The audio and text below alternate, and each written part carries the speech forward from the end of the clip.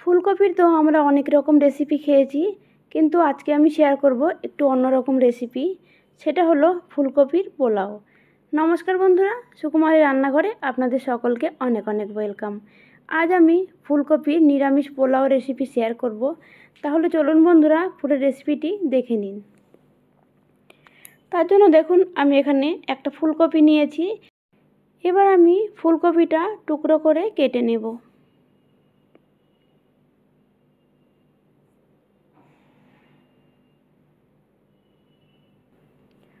ফুলকপিগুলো দেখুন ছাড়ানো হয়ে গেছে। এবার এগুলোকে আমি পিস করে কেটে নেব। খুব বেশি ছোট করব না, একটু বড় করেই কেটে নেব। নেওয়ার পরে এগুলো আমি জলে দিয়ে দিলাম। জলে দেওয়ার পর দেখুন, এবার এর মধ্যে আমি নুন দিয়ে দেব। নুন দিলে যদি এর মধ্যে কোনো রকম পোকা থাকে তাহলে পোকাগুলো কিন্তু বেরিয়ে যাবে। নুন দিয়ে দিলাম। এবার আরেকটু জল দিয়ে দেব, যেন ফুলকপিগুলো জলের মধ্যে ডুবে থাকে।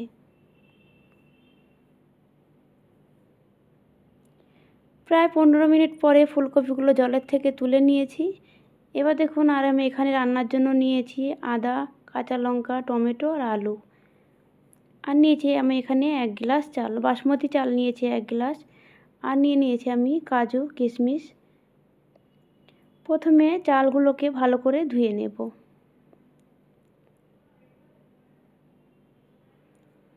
জল পাল্টিয়ে পাল্টিয়ে 2 থেকে 3 বার পরিষ্কার করে চালগুলো ধুয়ে নিয়েছি। এবার চাল থেকে জলটা ঝরিয়ে নেব। চালে জল ঝরানো হয়ে গেছে। এবার দেখুন, একটা কড়াই বসিয়ে দিয়েছি গ্যাসের ওপরে। প্রথমে আমি দিয়ে দিলাম এর মধ্যে সাদা তেল। তেলটা গরম হওয়ার পরে আলুগুলো ভেজে নেব। যেহেতু নতুন আলু, তাই কিন্তু আমি আলুর খোসা ছাড়াইনি, খোসা সমেতই আলুগুলো ভেজে নেব।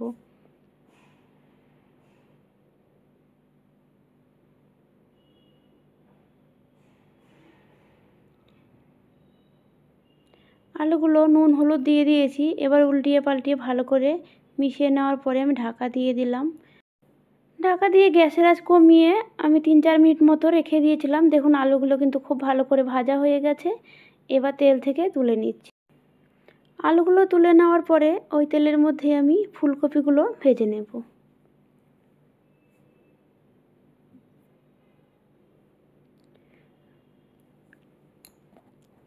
সামান্য নুন আর হলুদ দিয়ে দেব ফুলকপির মধ্যে। এবার নেড়ে চেড়ে লাল করে ভেজে নেব। নাড়াচাড়া করে নুন হলুদ মিশিয়ে নেওয়ার পরে ঢাকা দিয়ে দিলাম, এটাও 2-3 মিনিটের জন্য। ফিরে এলাম আমি প্রায় 2-3 মিনিট পরে। এবার ফুলকপিগুলোকে নেড়ে চেড়ে উল্টিয়ে দেব।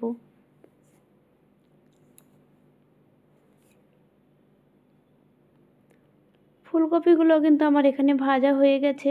এবার তেল থেকে তুলে নেব।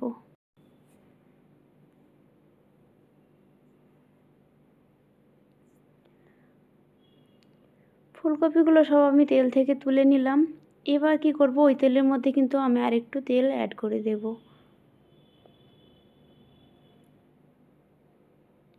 তেলটা গরম হওয়ার পরে দিয়ে দিলাম ছোট চামচের 1 চামচ জিরে ফোড়ন।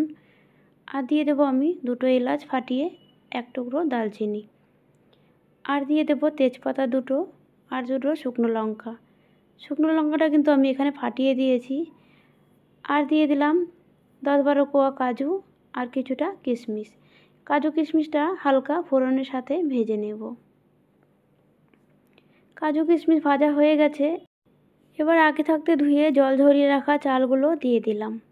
চাল দেওয়ার পরে খুব ভালো করে সমস্ত কিছু মিশিয়ে নেব।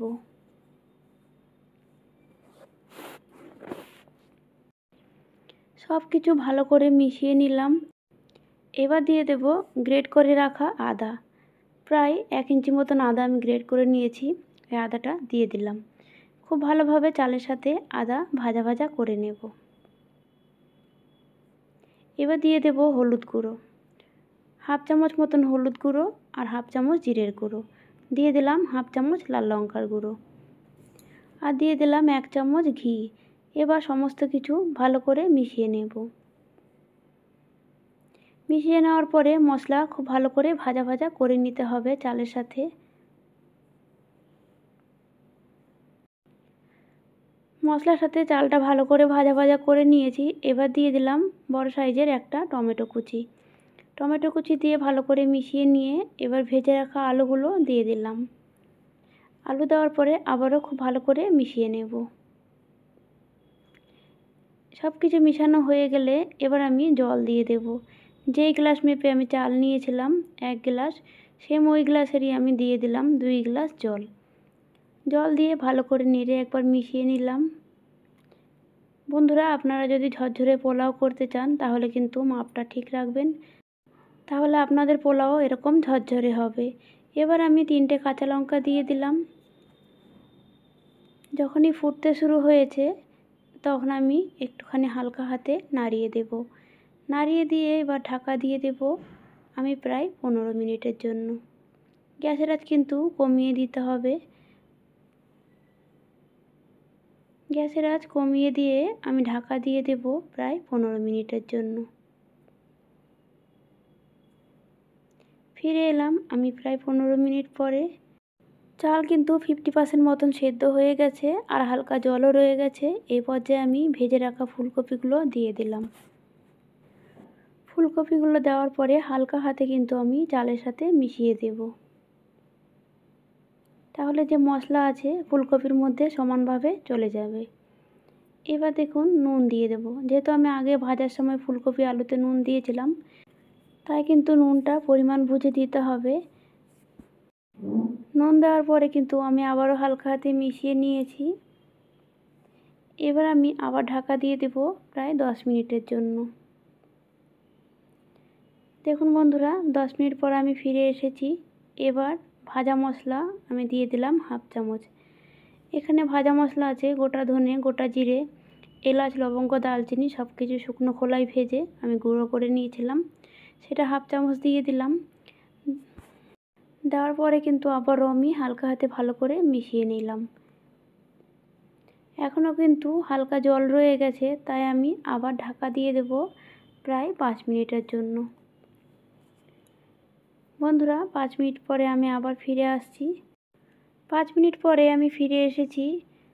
একদম ঝরঝরে ফুলকপির পোলাও আমার কিন্তু রেডি হয়ে গেছে। এবার গরম গরম আমি নামিয়ে নেব। বন্ধুরা, আজকে আমার এই ফুলকপির পোলাও রেসিপিটি কেমন লাগলো অবশ্যই কমেন্টে জানাবেন, আর আপনারাও বাড়িতে এভাবে তৈরি করে খাবেন। আশা করছি আপনাদেরও খুব ভালো লাগবে। নিরামিষ দিনে বন্ধুরা এই রেসিপিটি ট্রাই করতেই পারেন। যদি আপনারা বাড়িতে বানান আমাকে অবশ্যই কমেন্টে জানাবেন কেমন হয়েছিল খেতে। বন্ধুরা, আজকের জন্য এটুকুই। আবার আসবো অন্য কোনো দিন অন্য কোনো রেসিপি নিয়ে। ততক্ষণ আপনারা সকলে ভালো থাকবেন। ধন্যবাদ।